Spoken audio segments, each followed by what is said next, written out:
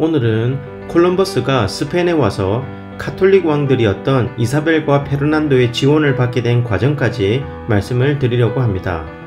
1453년 오스만 투르크 제국이 콘스탄티노플을 점령하며 동로마 제국을 무너뜨렸습니다. 오스만 투르크 제국은 콘스탄티노플을 이스탄불로 이름을 바꾸고 수도로 삼았습니다. 함락된 동로마 제국은 서유럽 나라들 입장에서 보면 오스만 투르크 제국의 공격을 막아주는 방패와 같은 존재였습니다.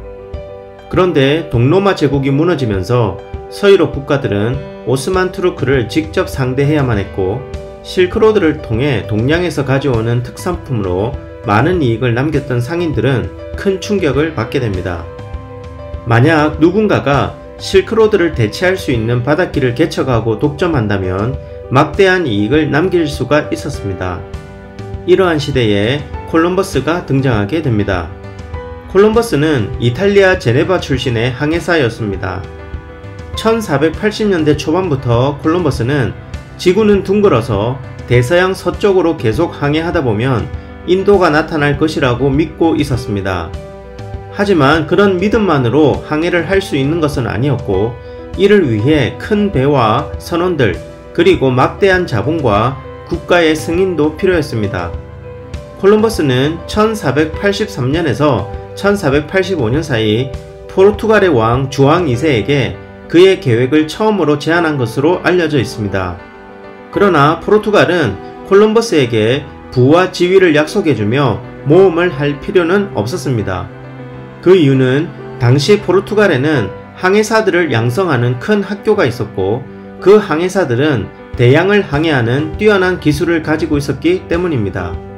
그리고 포르투갈은 이미 아프리카 대륙을 돌아 인도로 가는 항로를 개발 중이었고, 많은 시간과 돈을 투자하고 있었던 시기였습니다. 콜럼버스가 포르투갈로부터 거절을 당하자 찾아간 곳은 스페인이었습니다. 스페인은 포르투갈과 함께 유럽에서 항해 기술이 제일 발달한 나라였지요. 1485년에 스페인에 도착한 그는 세비야의 까르투하 수도원의 수도사를 통해 그라나다에서 전쟁을 벌이고 있었던 이사벨 여왕과 페르난도 2세를 만날 수 있었습니다. 콜럼버스는 열심히 준비한 계획을 설명하고 지원을 요청했지만 카톨릭 부부는 답을 주지 않았습니다. 첫 번째 이유는 아랍인들과 마지막 전쟁을 벌이고 있는 시기였고, 두 번째 이유는 포르투갈과 알카소바스 조약을 체결했는데 그 조약에 위배되지 않는지 검토를 해야 했기 때문입니다. 콜럼버스의 기다림은 기약이 없었습니다. 그런 가운데 1488년에 포르투갈 왕이 콜럼버스를 보자고 편지를 보내게 됩니다. 아프리카 대륙을 돌아 인도로 가는 루트가 진전을 보이지 않자 포르투갈 왕은 콜럼버스에게 투자를 해서 새로운 루트를 찾는 것도 좋을 것이라고 생각했기 때문입니다. 하지만 얼마 시간이 지나지 않아 바르톨로메 디아스가 희망봉을 발견했다는 기쁜 소식이 포르투갈에 전해지게 됩니다.